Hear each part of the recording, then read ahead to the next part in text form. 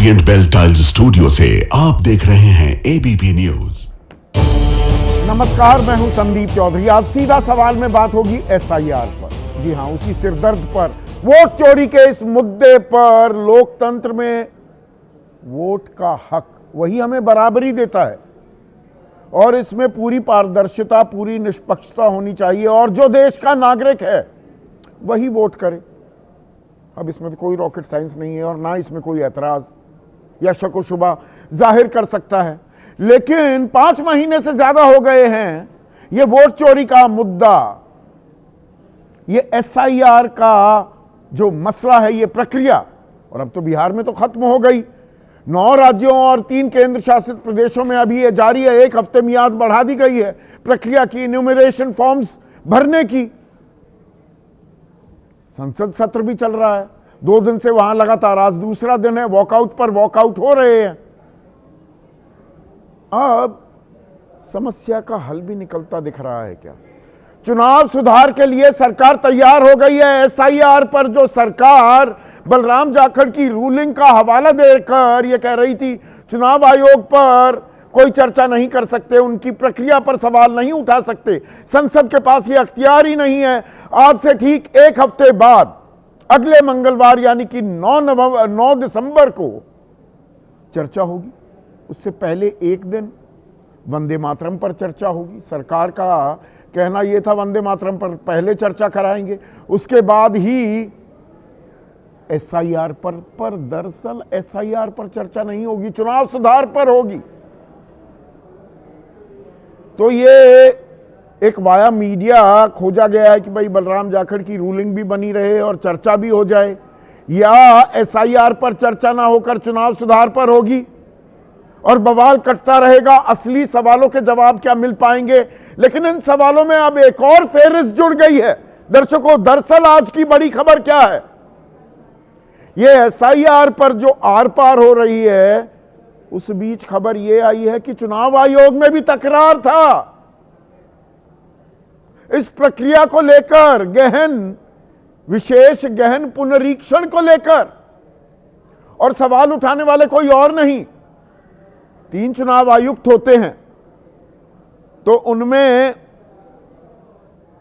सुखबीर सिंह संधू जो चुनाव आयुक्त है, मुख्य चुनाव आयुक्त ज्ञानेश कुमार हैं, उन्होंने कहा कि जो जेन्युइन सिटीजन्स हैं, इस देश के जो नागरिक हैं, जो गरीब हैं, जो पिछड़े हैं, जो मजलूम हैं, पीपल विद डिसेबिलिटीज, उनको नाहक ही परेशान नहीं किया जाना चाहिए।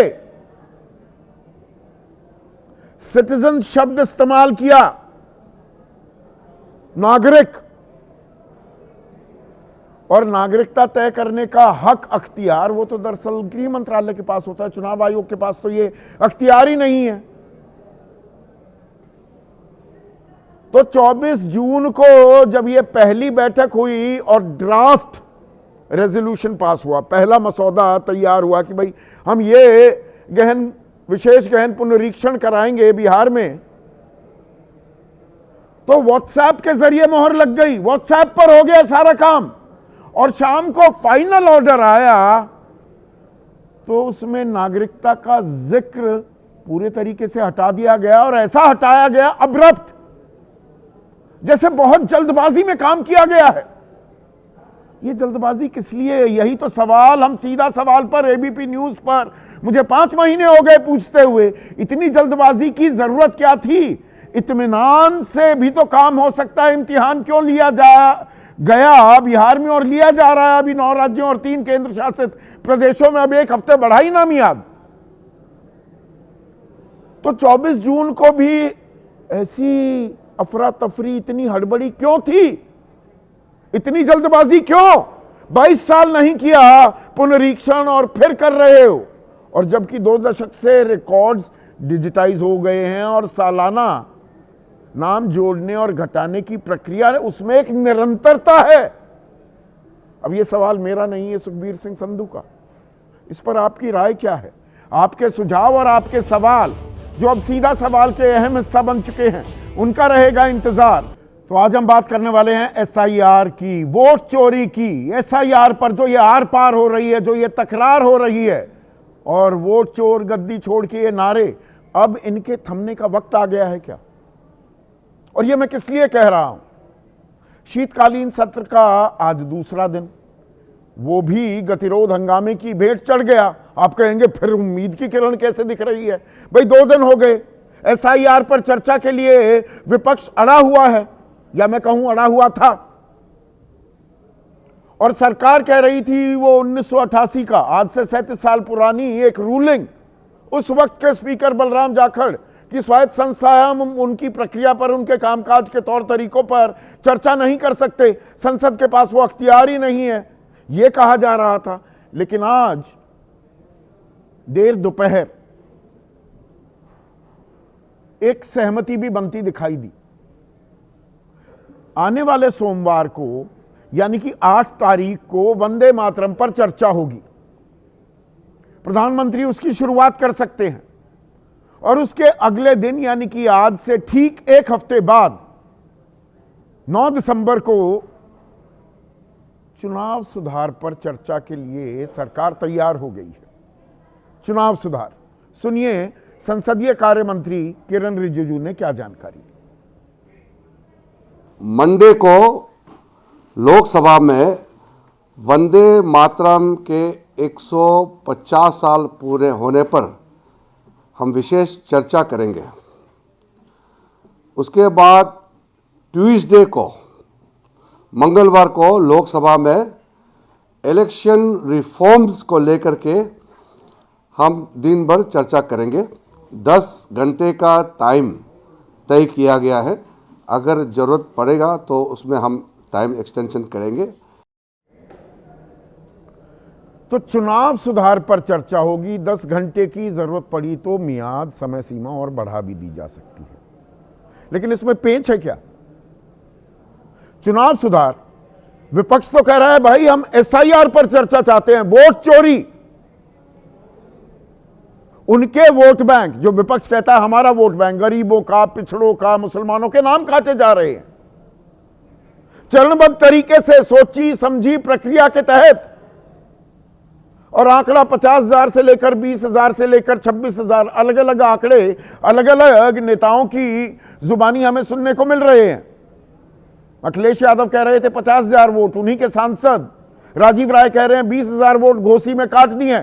664 पन्नों का उन्होंने एक खत लिख दिया है, एक अर्जी दे दी है चुनाव आयोग में कि जिस सुनवाई नहीं हो रही। तो जो सवाल हैं उन सवालों पर चर्चा होगी, और बीएलओ की मौत का सिलसिला थमने का नाम नहीं ले रहा है। अब ये आंकड़ा बढ़कर 33 हो गया है।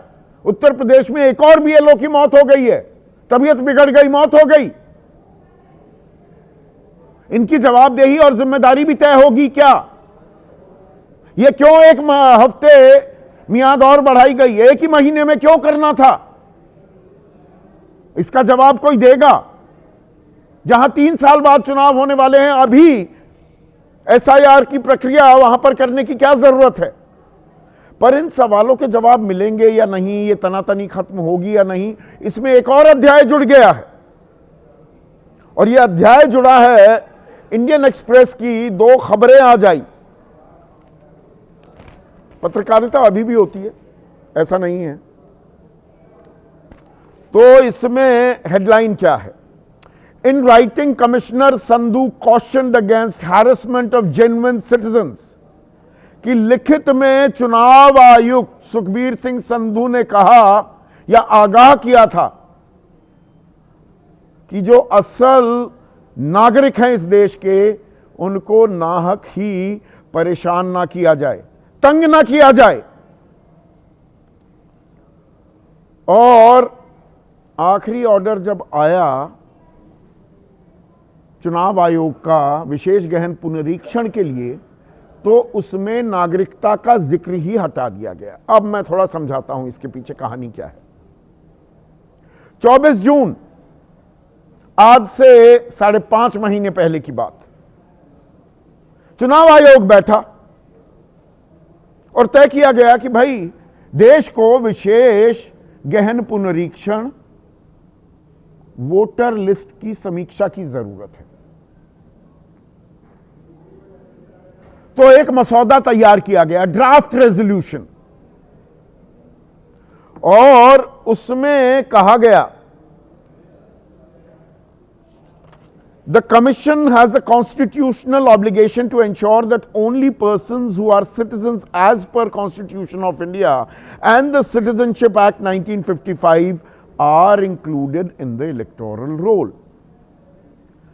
कि चुनाव आयोग पर संवैधानिक बाध्यता है कि वो इस बात को सुनिश्चित करे कि सिर्फ वही व्यक्ति जो संविधान के मुताबिक भारतीय नागरिक हैं या नागरिकता अधिनियम 1955 के तहत भारतीय नागरिक हैं, सिर्फ वही मतदाता सूची में शामिल किए जाएं। आप कहेंगे इसमें क्या दिक्कत है? बिल्कुल दिक्कत नहीं। यही ड्राफ्ट तैयार हुआ और मंजूरी मिल गई, इसकी हामी हो गई।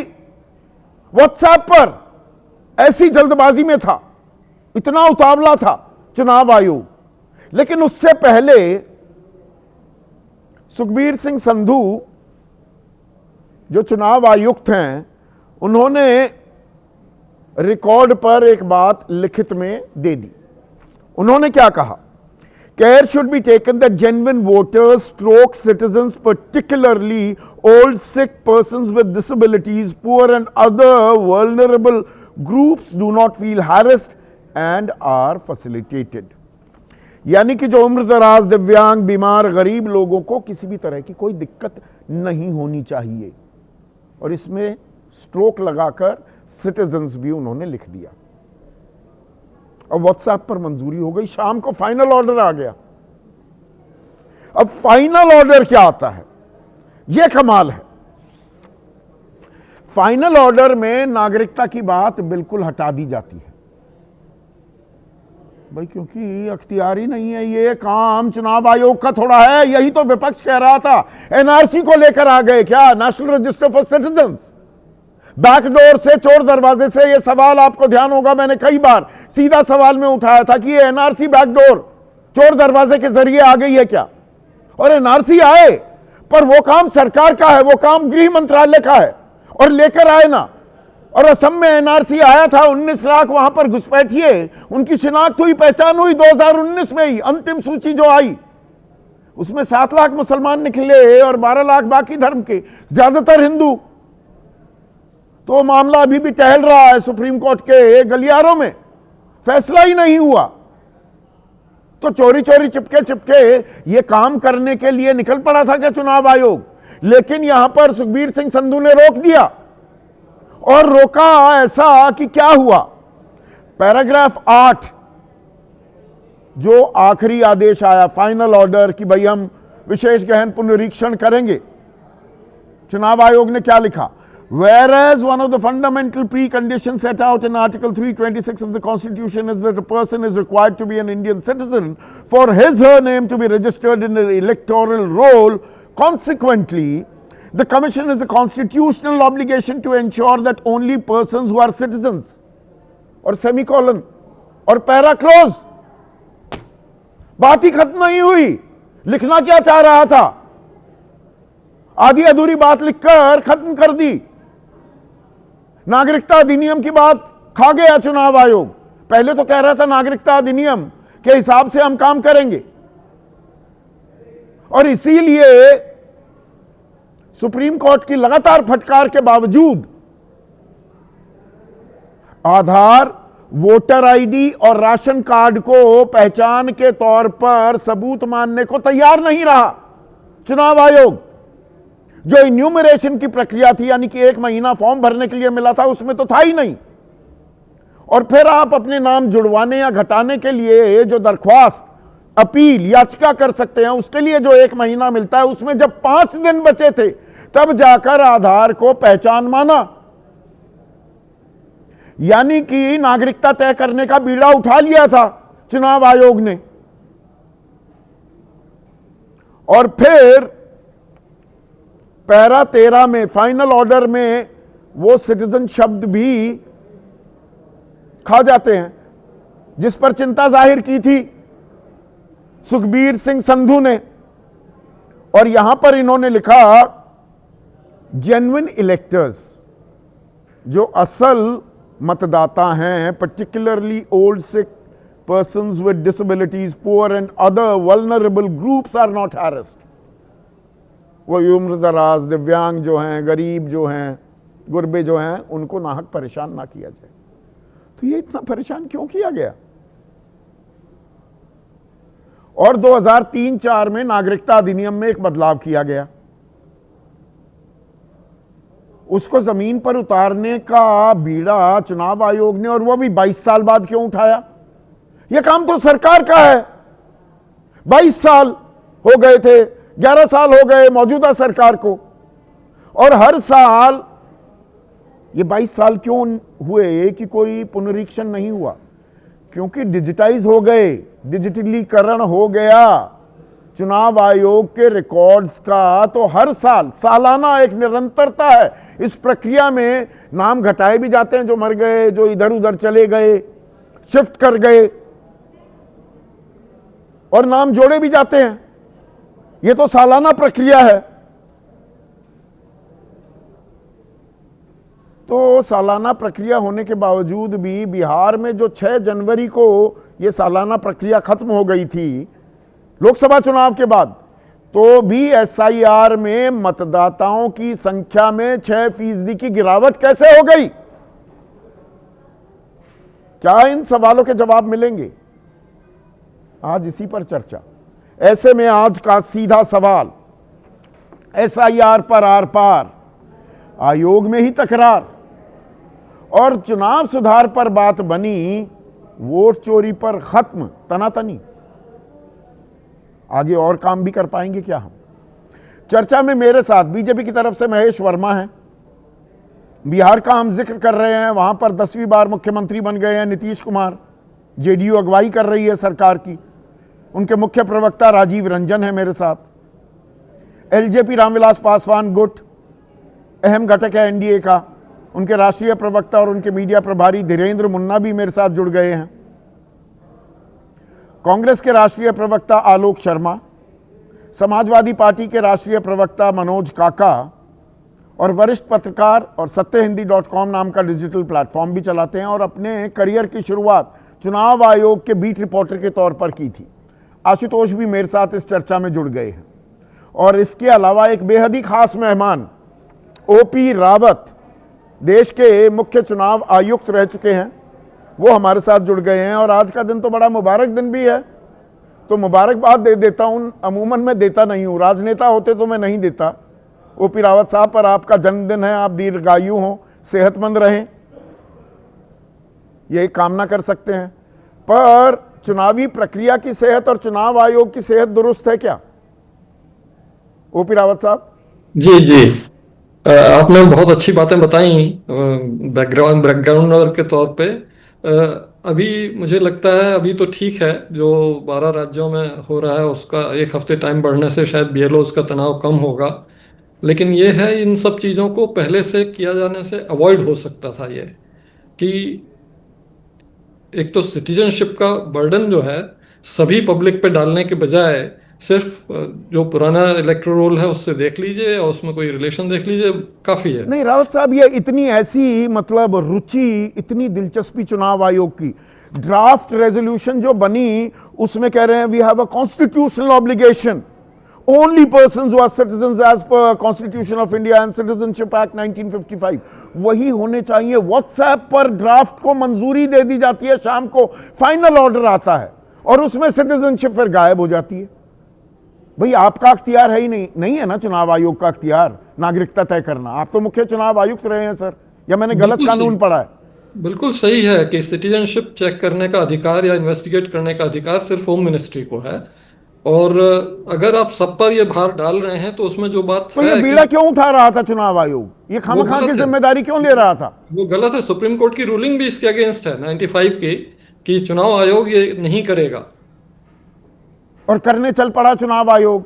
और जब सुखबीर सिंह संधू ने, चुनाव आयुक्त ने इस बात पर ऐतराज दर्ज कराया और लिखित में दे दिया, तब बड़े हल्के से, और इसमें मतलब चुनाव आयोग ऐसे काम करता है सर, पैरा 8 जो फाइनल ऑर्डर का है जून 24 का, वो क्या लिखता है चुनाव आयोग? Where as one of the fundamental precondition set out in article 326 of the constitution is that a person is required to be an Indian citizen for his her name to be registered in the electoral roll. कि भाई ये एक pre condition है, ये जरूरी है कि आपको भारत का नागरिक होना चाहिए. Consequently, the commission has a constitutional obligation to ensure that only persons who are citizens, और वहां पर बीच में ही सेंटेंस खत्म हो जाता है. चुनाव आयोग के फाइनल ऑर्डर ऐसे आ जाते हैं सर, आधे अधूरे पैराग्राफ के साथ. देखिए, ये तो मैंने पढ़ा नहीं है, इसलिए मैं इस पर कमेंट नहीं कर सकता, लेकिन ऐसा इलेक्शन कमीशन का ऑर्डर कभी नहीं होता कि जिसमें कोई आधा अधूरा हो या कुछ इस तरह से छूटा हो. और सिटीजनशिप वेरीफाई करने का तरीका ये है इलेक्शन कमीशन के दायरे में जो है कि जिन पर संदेह हो उनके बारे में आप जांच कर लो. नहीं लेकिन सर, उसी में तो फैसिनेशन थी ना चुनाव आयोग की, इसीलिए सुप्रीम कोर्ट ने 3 बार कहा, पहले आग्रह किया, फिर थोड़ी फटकार भी लगाई, सख्त लहजे में कहा कि आधार को मानिए पहचान. वो नहीं जी, पहचान नहीं मान सकते. इन्यूमरेशन प्रोसेस वो पहले महीने में नहीं माना, दूसरा महीना आप नाम जुड़वा सकते हो या कटवा सकते हो, आपत्ति दर्ज करा सकते हो, उसके भी आखिरी 5 दिनों में माना. 5 दिनों में. मतलब मंशा ये थी कि हम तो नागरिकता तय करेंगे. एनआरसी कर रहा था चोर दरवाजे से चुनाव आयोग. अगर मैं थोड़ा तीखा सवाल पूछूं ओपी रावत साहब, ये तो नहीं कह सकते कि एनआरसी कर रहा था, क्योंकि एनआरसी देखिए हम लोगों के समय में असम में हुआ था, उसमें फॉरेनर्स ट्रिब्यूनल होते हैं, तरह तरह की सुनवाई होती है, बहुत से प्रोसेसेस इन्वॉल्व हैं. वो चीज़ इसमें नहीं थी, चाहे बिहार में हो चाहे अभी हो रहा हो. ये जरूर है कि इसमें उन्होंने 2003 या 2002 की जो एसआईआर के बाद लिस्ट बनी थी उसमें जिनके नाम हैं उनको सिर्फ उतना ही डिटेल देना है, बाकी कुछ नहीं देना है. मतलब उनकी सिटीजनशिप अपने आप प्रमाणित मान ली जाएगी कि भाई वो पिछली एसआईआर इलेक्टोरल रोल में थे. बाकी लोगों को बताना होगा कि कोई उनके पिता माता या कोई रिश्तेदार पहले रहा हो तो उसको देना है. अदरवाइज आप अपना एक डॉक्यूमेंट दे दीजिए, पासपोर्ट हो या इस तरह का कुछ, वो दे दीजिए. इत्मीनान से काम हो सकता है ना ओपी रावत साहब? सर्टेनली पूरे इत्मीनान से हो सकता है. किसी को वोटर का भी बीएलओ का इम्तिहान, वो आपका कोई स्थायी कर्मचारी भी नहीं होता. 33 लोगों ने जान दे दी ना, मौत हो गई, उसमें खुदकुशी वाले भी हैं. बिल्कुल सही है. उसमें गलत फहमी यह है कि वो आपका परमानेंट एम्प्लॉय है, आप पूरे महीने भर उनसे 8 घंटे काम ले सकते हो, ऐसा नहीं है. वो कहीं के और परमानेंट एम्प्लॉय है, आप सिर्फ उनसे टेम्पोररीली 1-2 दिन के लिए, 4 दिन के लिए अधिक से अधिक काम ले सकते हो. ये प्रिजम्पशन कि आप पूरे घंटे, मतलब दिन के अगर 8-10 घंटे. नहीं सर, यहाँ पर पत्रकार भी इस बात को समझाते बुझाते घूम रहे हैं कि जी अरे 957 लोगों की तो जिम्मेदारी है एक बीएलओ पर. अरे उसके पास और काम भी हैं, वो स्थायी कर्मचारी नहीं है चुनाव आयोग का. लोग जहर खाकर मर रहे हैं, किसी की शादी नहीं होने दी. एसडीएम ने कहा, उसको जलील कर दिया, सुरेश सिंह कोरी को, फतेहपुर वासी को. शादी से पहले 1 दिन पहले फांसी लगा ली सर. ये चीजें दुर्भाग्यपूर्ण है एक्चुअली. तो इसमें ये 1 महीने का ये शुभ मुहूर्त कहां से निकाला है? ये चुनाव आयोग इस नतीजे पर कैसे, 1 ही महीने में प्रक्रिया पूरी करनी है? 3 साल बाद होने हैं ना सर, मध्य प्रदेश में, राजस्थान में चुनाव. ऐसी क्या आफत हो रही है कि नहीं जी 1 महीने में ही करूंगा मैं? तो ये मिनिमम रिक्वायरमेंट है, तो मिनिमम पे चल रहा है ये इलेक्शन कमीशन, और उसके अनुसार उन्होंने फिक्स कर दिया 1 महीना. एसआईआर में सर 8 महीने लगे थे ना 2003 में. हाँ, वो वही मैं कह रहा हूँ कि लॉ में मिनिमम है कि 30 दिन का समय आप मिनिमम देंगे, तो उन्होंने मिनिमम पे ही कर दिया. अब इसके कोई जवाब देगा? चुनाव आयोग आजकल प्रेस कॉन्फ्रेंस भी नहीं करता है सर, पर्चियों से जानकारी मिलती है, सूत्रों के हवाले से खबर आ रही है जी. जवाबदेही है ना भाई. अगर कोई कस्टोडियन है सही मायने में लोकतंत्र का, वो चुनाव आयोग है. और एक जमाना था sir, you must have also felt very proud being the chief election commissioner of India, चुनाव आयोग का डंका बजता था पूरी दुनिया में कि यार ये क्या कमाल का देश है, क्या आयोग है, इतनी बड़ी जनसंख्या, 3 गुनी आबादी, मतलब हमारे इलेक्टोरेट जितनी आबादी है अमेरिका की उससे 3 गुने तो हमारे मतदाता हैं, और ये कैसे कर लेते हैं? सही है. सब पूरे विश्व में अप्रिसिएशन है इलेक्शन कमीशन का, गोल्ड स्टैंडर्ड माना जाता है. अप्रिसिएशन है कि था? अब अभी कोई सर्वे किया नहीं गया कि अभी क्या है, लेकिन था. तो इन सवालों के जवाब देने चाहिए सर. आखिरी सवाल आपसे, चुनाव आयोग को देने चाहिए ना। अब सरकार भी ये कह रही है ना कि वो बलराम जाखड़ की रूलिंग 1988 की कि जी स्वायत्त संस्था है, हम उनके कामकाज पर सवाल जवाब नहीं कर सकते, संसद में चर्चा नहीं कर सकते। वो नहीं कर सकते तो भाई चुनाव आयुक्त आ जाएं, सवालों के जवाब तो देने चाहिए ना प्रहरी को लोकतंत्र के। हाँ, यही चीज है, चुनाव आयोग एक रेफरी है और उसको अपना हमेशा दरवाजा खुला रखना चाहिए और हर प्रश्न का जवाब देना चाहिए, हर संदेह की जांच करनी चाहिए पब्लिक डोमेन में। नहीं, हर चीज में हलफनामा मांगने लगते हैं, हलफनामा दे दो। हाँ, वो सही हलफनामे नहीं दिए 18,000 समाजवादी पार्टी ने, वो कहते हैं एक भी जवाब नहीं दिया।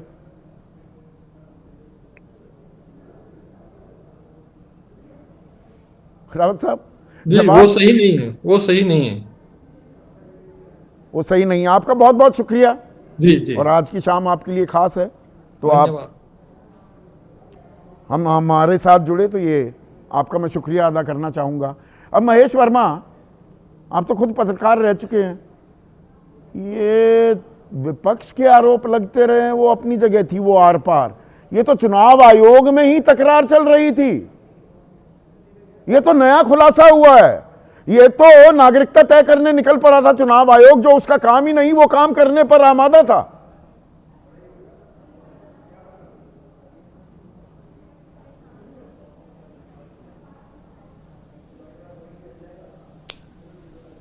महेश भाई, इसके बावजूद भी जो है सुप्रीम कोर्ट के मुख्य न्यायाधीश ने उसके ऊपर मुहर, उसके बावजूद भी संदीप जी, सुप्रीम कोर्ट के मुख्य न्यायाधीश ने उसके ऊपर 27 नवंबर को मुहर लगा दी।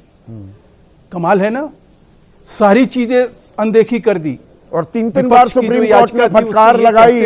वो जब जोड़ने घटाने की मियाद, वो इन्यूमरेशन की प्रक्रिया लगाई, जरा अपने नहीं अभी नहीं सुप्रीम कोर्ट के नाम पर नहीं, सुप्रीम कोर्ट के नाम पर इस तरह की बात बिल्कुल मत करना। अच्छा, कि सुप्रीम कोर्ट ने फटकार लगाई, नहीं सुप्रीम लगाई। कोर्ट ने यह कहा कि चुनाव आयोग को नागरिकता का सत्यापन करने का कोई अधिकार नहीं है। तो ये क्या, ये फटकार नहीं होती? और एसआईआर के तहत ये सलाह थी और कहा कि अब आधार को मान लो पहचान। नहीं, तीसरी दफा, पहले आग्रह किया, निवेदन किया, दूसरी बार, तीसरी बार फटकार लगाई, 3 बार है विचार करे। और विचार ऐसा किया जब 5 दिन रह गए नाम जोड़ने घटाने के, तब आधार को पहचान माना।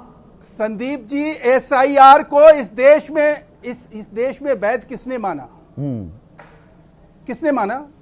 मैं आपसे सवाल कह रहा हूं। हाँ, आप तो बताइए ना, जवाब दीजिए। सवाल भी पूछ रहे हैं, जवाब किसने कहा 27 नवंबर को? क्या देश के प्रधान न्यायाधीश ने कहा? क्या देश के प्रधान न्यायाधीश ने अभी कहा? प्रक्रिया चल रही है ना, प्रक्रिया है। अब ये जो आप ओरल ऑब्जर्वेशन जो है, आदेश आ गया आखिरी, लेकिन सवाल ये नहीं है चुनाव आयोग के मसले पर, एसआईआर पर सुप्रीम कोर्ट का आखिरी आदेश आ गया। आप मुझे पत्रकारिता सिखाने लगे, एक ओरल ऑब्जर्वेशन को आप फाइनल ऑर्डर मान रहे हैं। बिल्कुल, आप पत्रकारिता नहीं, तो फिर ये सगुफा किस बात का? किस बात का? 6 जून का याद करिए ना, राहुल गांधी ने 10 मार्च 2025 को प्रश्नकाल में लोकसभा के अंदर, आप पूरी बात कंप्लीट होने दीजिए।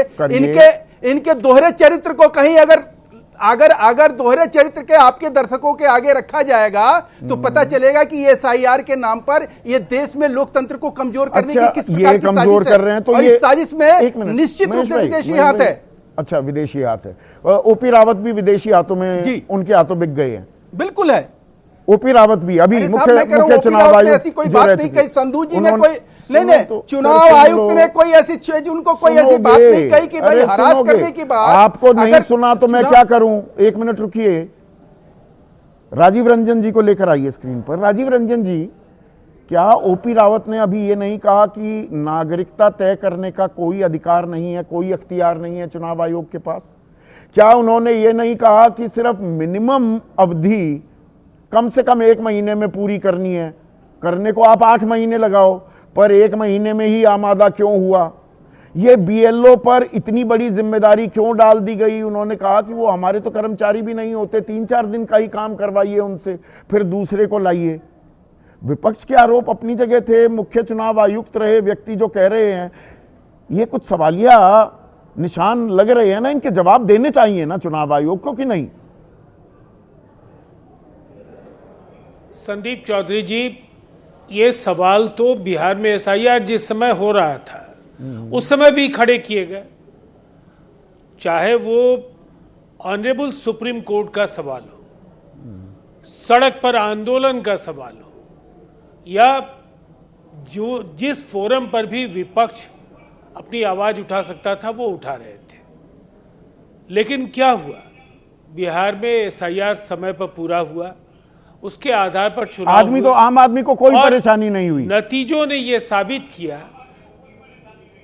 नहीं बिल्कुल, देखिए संदीप जी, आप इसे किस तरीके, मैं देख रहा था लगातार कुछ अतिरंजित खबरें आ रही थी। शुरुआती तौर पर कुछ कठिनाइयां हुई होंगी, लेकिन बाद में बिल्कुल सामान्य हो गया। और मैंने उस समय भी कहा था कि 1200 अधिकतम मतदाता एक मतदान केंद्र पर है।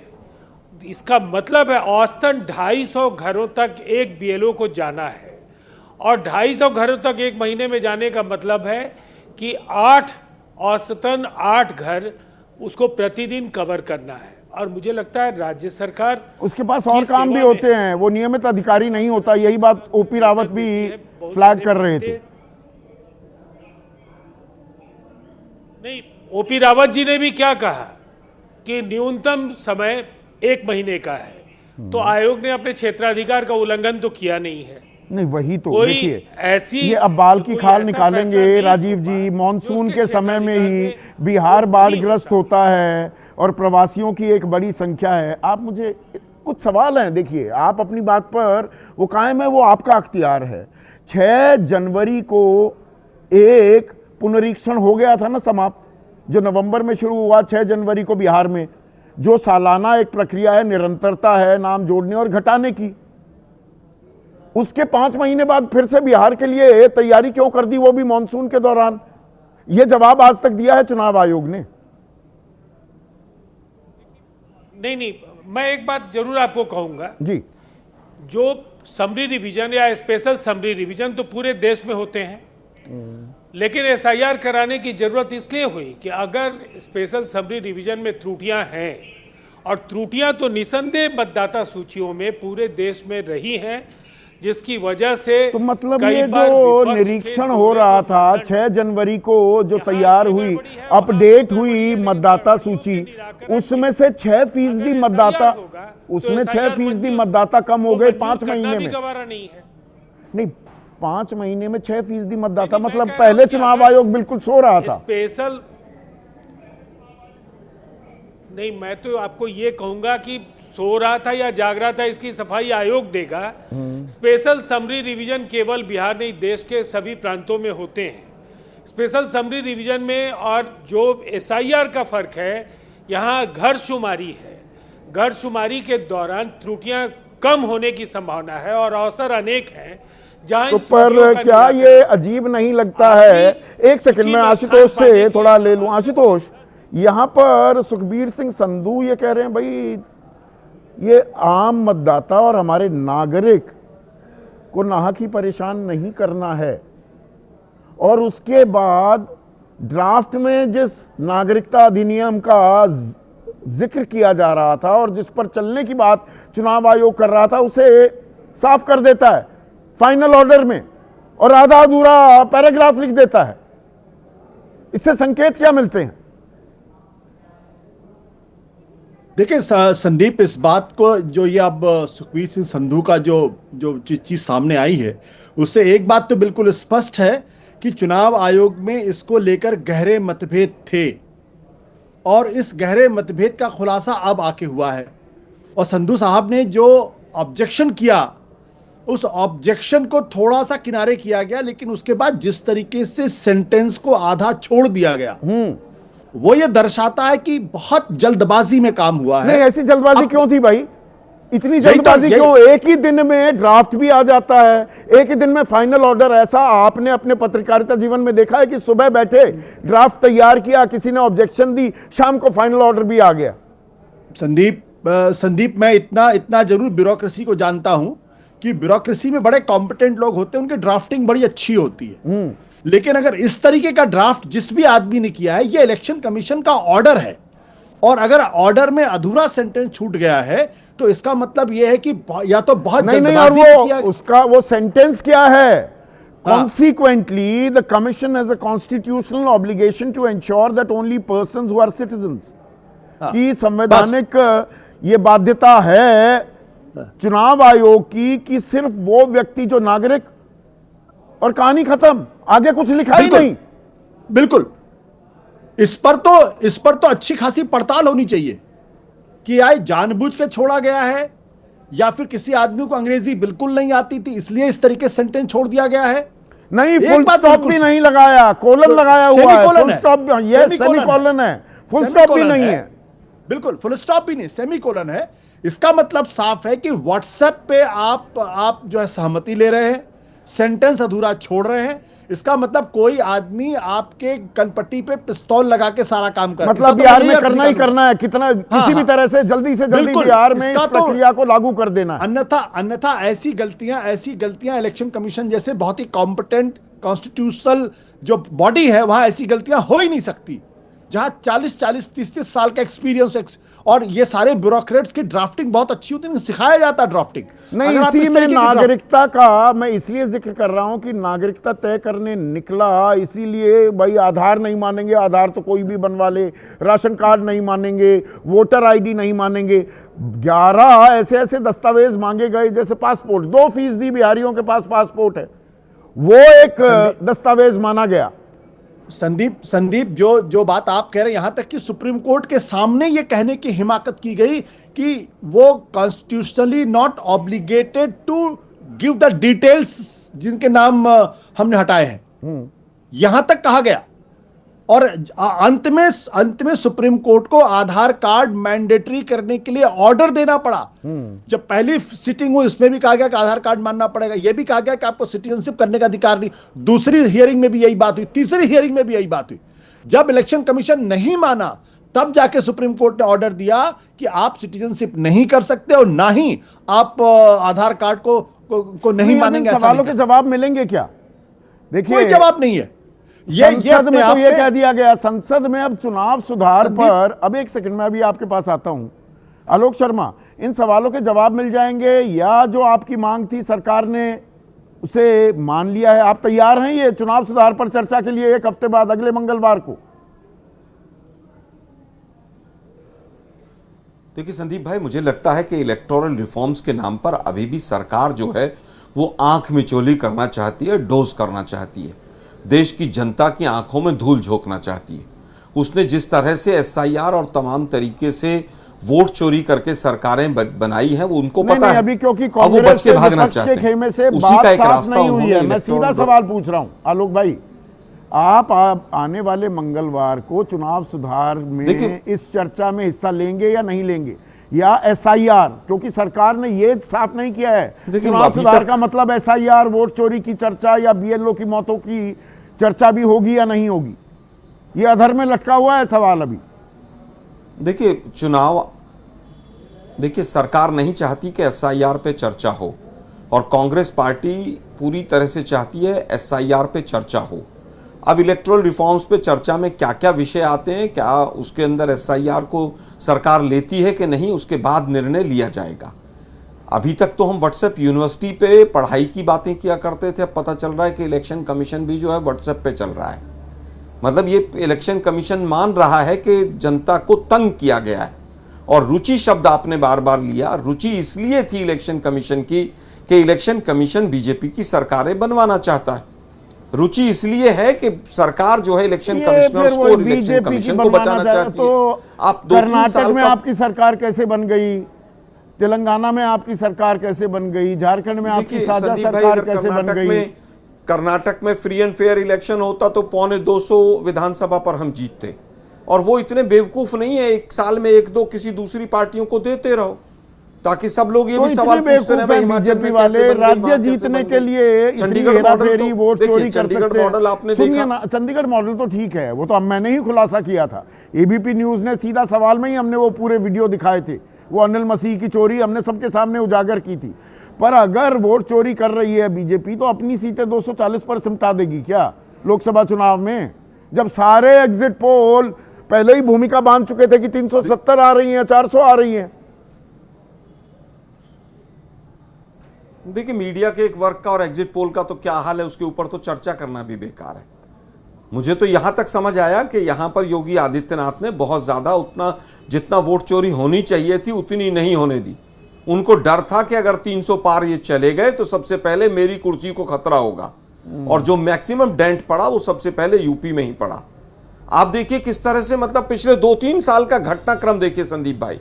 सबसे पहला घटनाक्रम सिलेक्शन ऑफ इलेक्शन कमिश्नर्स में धांधली, फिर सीसीटीवी फुटेज नहीं देंगे, फिर मशीन रीडेबल वोटर लिस्ट नहीं देंगे, फिर इलेक्शन कमीशन के कर्मचारी के ऊपर केस नहीं होगा, और जब इससे भी सबसे काम नहीं चला तो फिर एसआईआर लेकर आ गए। प्रेस कॉन्फ्रेंस ये जो ड्राफ्ट की बात हो रही है, जो आशुतोष भाई ने भी बात की, हरियाणा के कभी कौन सा बम फोड़ते रहते हैं। हलफनामा दाखिल करो, चुनाव आयोग को दो, नहीं मानता है सुप्रीम कोर्ट में जाओ। जिन लोगों के नाम कटे हैं बिहार में, सबको 4 आदमी लेकर आ गए राहुल गांधी जहानाबाद के। आप ले आइए ना, 40,000 लोगों को खड़ा कर दीजिए दिल्ली में, दूध का दूध पानी का पानी हो जाएगा। संदीप भाई, अगर विपक्ष नहीं ला पा रहा है तो इसका यह मतलब नहीं है कि वहां पर वोट चोरी नहीं हो रही। जो ब्राजीलियन मॉडल का फोटो है वो तो पूरे देश ने देखा किस तरह से सब कुछ डिलीट कर दिया गया। और मुझे तो यहां तक लगता है कि जो इलेक्शन कमीशन का ऑर्डर है, जिस ड्राफ्ट की अभी सब लोग चर्चा कर रहे हैं इंडियन एक्सप्रेस की खबर की, वो पूरी तरह से ड्राफ्ट बीजेपी के कार्यालय में तो नहीं बना था। इसकी जांच बदरे आलम है हमारे दर्शक। ऐसा लगता है कि इलेक्शन कमीशन के सर्वर्स कहां से, गोरखपुर वासी हैं, वो कह रहे हैं कि चुनाव सुधार, अरे भाई सवाल पढ़ रहा हूं, चुनाव सुधार से कुछ नहीं होगा, सुधार चुनाव आयोग में होना चाहिए। ये चुनाव आयोग में क्या हो रहा है? ये क्या गड़बड़ जाला है? आधे अधूरे पैराग्राफ, ड्राफ्ट में कुछ, फाइनल ऑर्डर में कुछ, चले थे नागरिकता तय करने, बाद में उसको हटा देते हैं, पर आधार को पहचान नहीं मानते। ये तो कहानी में और सस्पेंस बढ़ गया।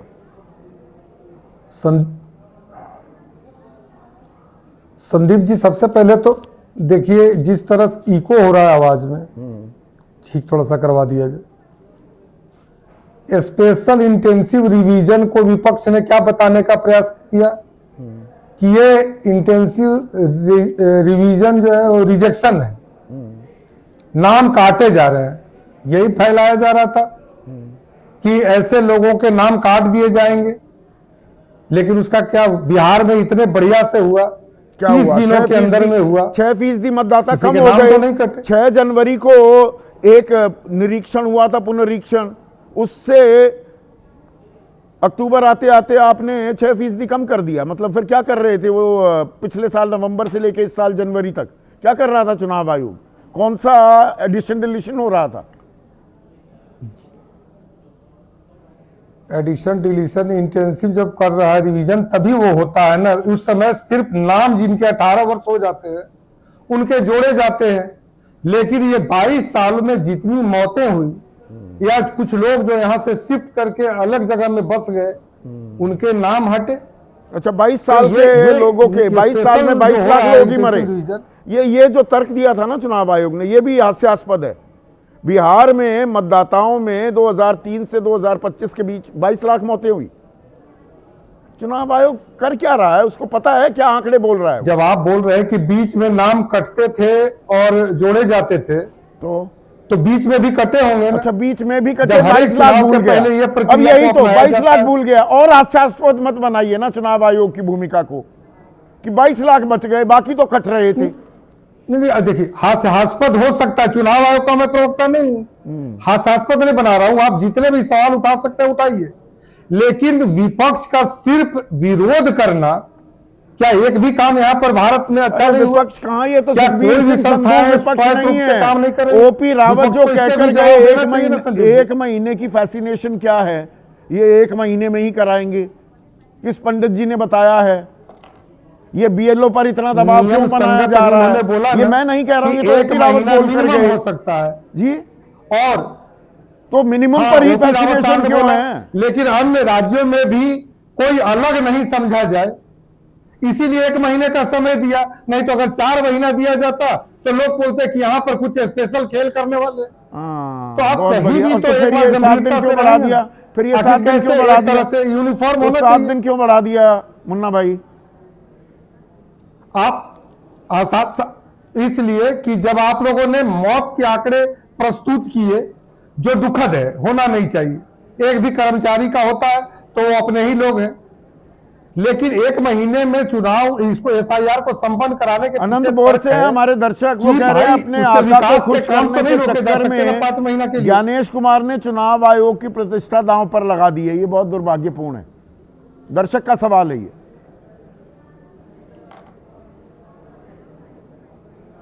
नहीं, ये किस तरह से आप कह सकते हैं कि दांव पर लगा दिया? नियम संगत अगर नहीं हो तब हो सकता है। ये इसका कोई आका नहीं है। ये आका तो खुद है। ज्ञानेश कुमार जी से कौन है आका? अगर उन्होंने 1 महीने का निर्धारित किया बिहार के लिए, तो उत्तर प्रदेश के लिए भी वही किया, अन्य राज्यों के लिए भी वही किया। ये तो है सबों के लिए एक समान नियम, सभी के लिए एक समान नियम चल रहे हैं मनोज काका। तो इसमें गलत क्या कर रहा है? बिहार में 1 महीने में करा है, बाकी जगह भी 1 महीने में करा रहे हैं।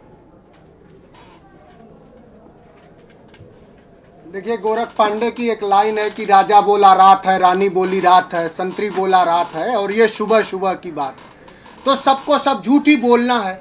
ये तो बहुत अच्छा आर्टिकल, जिस आर्टिकल पर आपने डिबेट किया दामिनी नाथ का, जो इंडियन एक्सप्रेस में जो छपा है, इतना बेहतरीन छपा है कि अभी तो हम लोग ये, और पूरा देश आपके माध्यम से जाने कि पूरा देश ये जानता था कि भारतीय जनता पार्टी के नेता, प्रवक्ता और मंत्री सब व्हाट्सएप से अपना ज्ञानवर्धन करते हैं, व्हाट्सएप यूनिवर्सिटी से।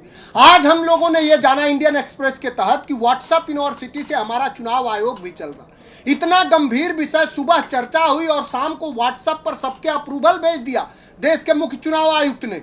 और कम से कम उस पर सवाल इसलिए उठाया सुखबीर सिंह संधू ने कि कम से कम जो ज्ञानेश कुमार गुप्ता जी हैं, उनकी तरह उनका कहीं निजी हित नहीं टकरा रहा होगा, उनके किसी बेटा बेटी को आईपीएस आईएएस या किसी जिले का डीएम या कलेक्टर नहीं बनाना हुआ होगा। तो इसलिए कम से कम उन्होंने जनमानस के हित में सवाल खड़े किए। जो लगातार आपने वोट, किसने कहा है? सब पूरा देश ये जानता है कि इस देश में नागरिकता चेक करने का हक अगर किसी को है तो गृह मंत्रालय को है। बहुत मोटी मोटी बात है कि नागरिकता कैसे, आप कैसे नागरिकता लोगों की जांच कर रहे हो। और ये बहुत मोटी बात है, संविधान के अनुच्छेद 326 में साफ है कि आप किसी भी नागरिक को जाति या किसी प्रमाण पत्र के अभाव में आप उसको अनागरिक नहीं कह सकते, विदेशी नहीं कह सकते, जो जब देश तक का कि नागरिक नहीं है उसको कोई शिकायत नहीं उसको वोट देने का हक होना चाहिए क्या मनोज काका? इस सवाल को भी क्या नजरअंदाज कर दें? बिल्कुल नहीं होना चाहिए। लेकिन क्या देश की नागरिकता, देश के निर्वाचन आयोग से यही तो सवाल पूछा जा रहा है कि आप एसआईआर कर रहे हो कि आप नागरिकता चेक कर रहे हो। एसआईआर कर रहे हो तो वो दूसरा प्रकरण है। नागरिकता चेक करने का काम तो गृह मंत्री का है। अगर 65 लाख लोगों को आपने बिहार में एक किनारे कर दिया, 6% वहां की वोटर लिस्ट कम कर दिया आपने, 7 करोड़ 90 लाख में से 7 करोड़ 23 लाख कर दिया आपने, तो आपसे ये मैं जानना चाह रहा हूं कि क्या 65 लाख लोग वो विदेशी हैं? ये बहुत मोटी बात है, पूरे बिहार के लोग पूछ रहे हैं। क्या उन्हें डिटेंशन और डिपोर्ट किया जा रहा है? हमारे लोगों को तो अमेरिका ने बेड़ियां डाल के यहां कर दी। कब नरेंद्र मोदी और अमित शाह उनको बेड़िया डाल के बांग्लादेश भेजेंगे 65 लाख लोगों को? क्या वो हमारे नागरिक नहीं है? वो हमारे नागरिक है। ये जो बात सुखबीर संधू कह रहे तो वही हुआ, हैरेस किया जा रहा। आप जिस राशन कार्ड से 5 किलो राशन देते हो, जिस आधार को कहते हो कि बैंक में जुड़वा दो, सब्सिडी लेनी है तो जुड़वा दो, खाद लेनी है तो जुड़वा दो, राशन लेना है तो जुड़वा दो, उस आधार को बेआधार कर दिया। यही सवाल दिखाइएगा। हमारे दर्शक ने यही सवाल पूछा है कि वोटर आईडी को आधार से जोड़ दीजिए, बात ही खत्म हो जाएगी। पर बात खत्म कैसे होगी? ये तो सुप्रीम कोर्ट में भी कहा जा रहा है, ये दलील पेश की गई कि आधार वो नागरिकता का दस्तावेज तो है नहीं, और ये हकीकत है, ये तो आधार पर भी लिखा होता है। आप तो कानून के जानकार हैं मनोज काका। बिल्कुल आप ठीक कह रहे हैं कि वो नागरिकता का नहीं होता। लेकिन नागरिकता के लिए जो बात है, एक देश में एक बात सामान्य मान ली गई है ना कि जो 1950 से लेकर के, सितंबर 1950 से लेकर के, और जो जनवरी 1987 तक पैदा है वो भारत का नागरिक है। अगर भारत में पैदा है तो ये तो माना गया है, ये माना गया है ना। ये तो सरकार कहती है, ये तो सरकार कहती है। तो फिर उनकी नागरिकता कैसे चेक कर रहे हो?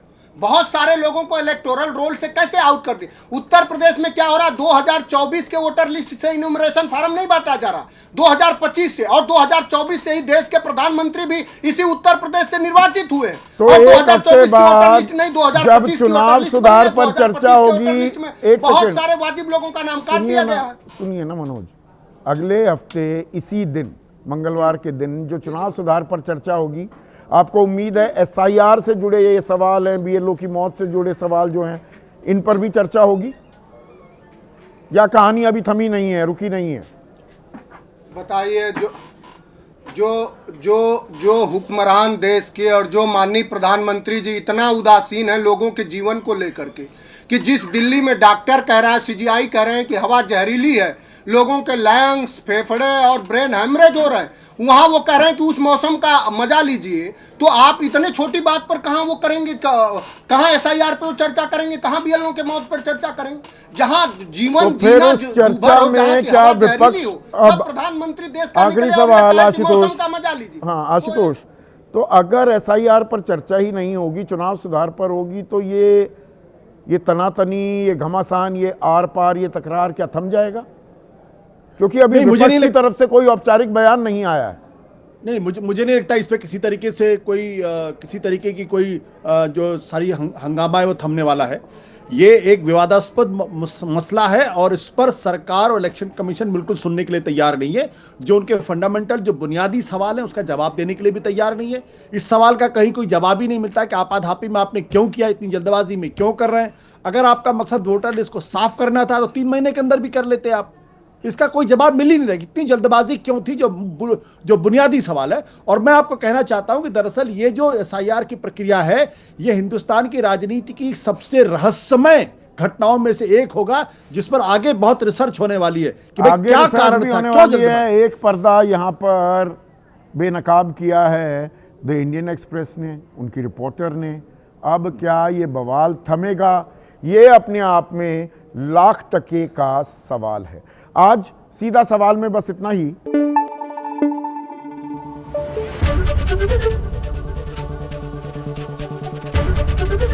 एबीपी न्यूज आपको रखे आगे।